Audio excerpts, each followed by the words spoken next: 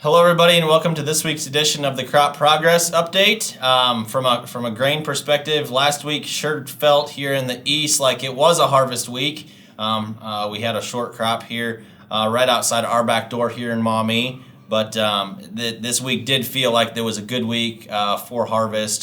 Plenty of beans cut. Guys getting into corn. So I think moisture's just been a frustration for a lot of guys, just with corn coming off extremely wet, beans being wet, a lot of beans getting dried this year, which is abnormal for this part of the country. But I think that's just been the frustrating piece of it. But I think we need to look at it here now where we are. I mean, we're probably, I would say, 80 to 90% done with soybeans. Corn in this area is I would call it 35 to 50% as kind of a range here in Northwest Ohio. But with that being said, I think we need to look at the yields that we're getting. And I think guys in this area for sure, and I think this is probably a national kind of theme, is that yields have been better than expected in both commodities. Soybean yields have been pretty good here in Northwest Ohio.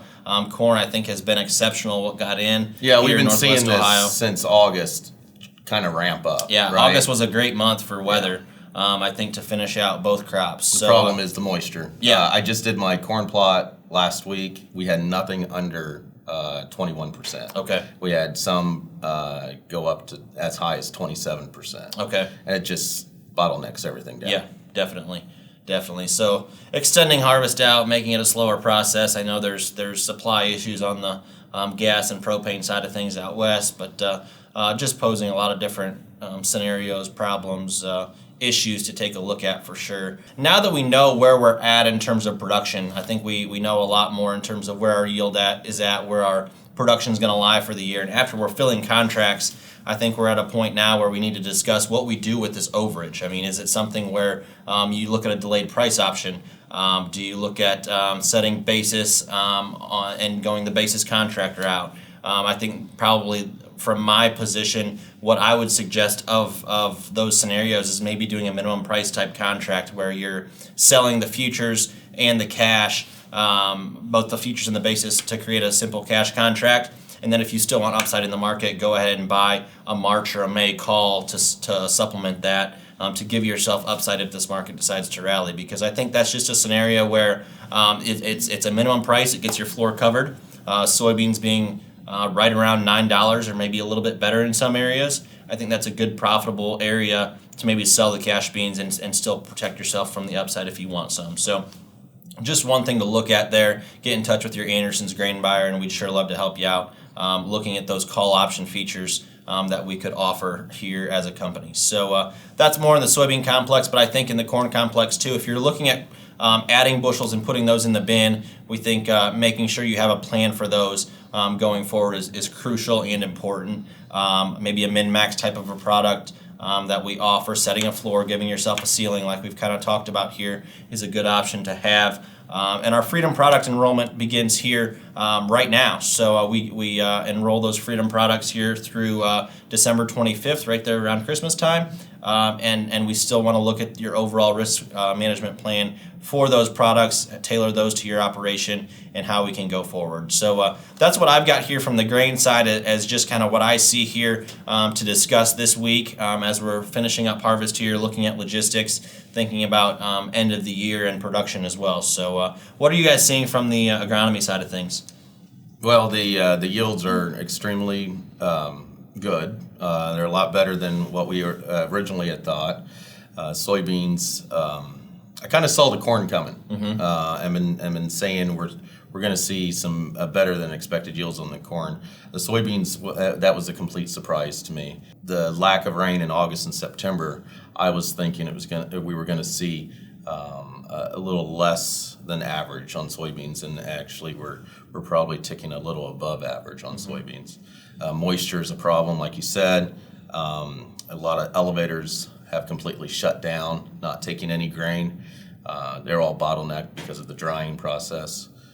Your Freedom contract is a great way to take kind of the emotion out of your extra crops. So we just need to now replace what we took off the field. So a good way to start that, especially if you have rented ground and you don't want to invest 4 years into that ground, is our pelletized lime and pelletized gypsum. Yeah, so those pelletized products, they're going to give you in-season pH balance versus a typical ag lime. You have to wait that 4 years for that change to happen. Mm-hmm. But with the pelletized products, they happen in season, and you can really reap those benefits. Like you said, if you rent your ground, you don't have to make that long-term investment in the ground, but definitely an in-season change. Yeah, and you don't need specialized equipment either. You can mix this product in with your fertilizer, put it all on at one time. We're looking at 200 to 300 pounds to the acre, so it's not a lot. And the weights are the same as potash. With these Nutrilime and Nutrisoft products, you get the in-season pH change, and you want to keep that within the 6.5 range, and that's going to be the ideal pH to keep those nutrients the most available for the upcoming cropping season. Yeah, the Nutrisoft is a gypsum, and I really like to position that more in the springtime because you get that sulfate kick in the spring, where the pelletized lime needs to be put on right now. Yeah.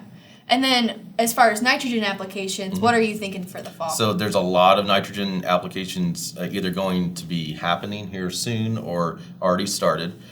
We just need to make sure that we protect that nitrogen with some sort of stabilizer. Anhydrous is the typical product that's going out right now, and we need to stabilize that anhydrous so we have it next year. So why we really want to apply this nitrogen in the fall is because you're going to be crunched enough for time in the spring. Yeah, that's what happened this year. You want to get those crops in the ground when you have the chance to. You don't want to be bottlenecked, like you said, with having to put that nitrogen on as well as get your crops in the ground. So fall is going to be the most opportune time to do that. So as long as you stabilize it and make sure it's available in the spring, then you'll be setting yourself up for success timing-wise to make sure you get your crop in the ground next year. Yes. And I wanted to say one thing about, as everybody can see, I'm kind of still growing my beard. We're doing a project to highlight mental health in the farming community. A lot of people don't realize it, but more farmers by percentage commit suicide than veterans, and so mental health is crucial in the farming industry. And that initiative is called No Shave Harvest, and we're avid supporters of it here with the Andersons. But that's all we have for you today. So if you want any more information on anything we mentioned in this video, talk to your Andersons representative or follow us on social media or andersonsgrain.com or andersonsplantnutrient.com. Thank you.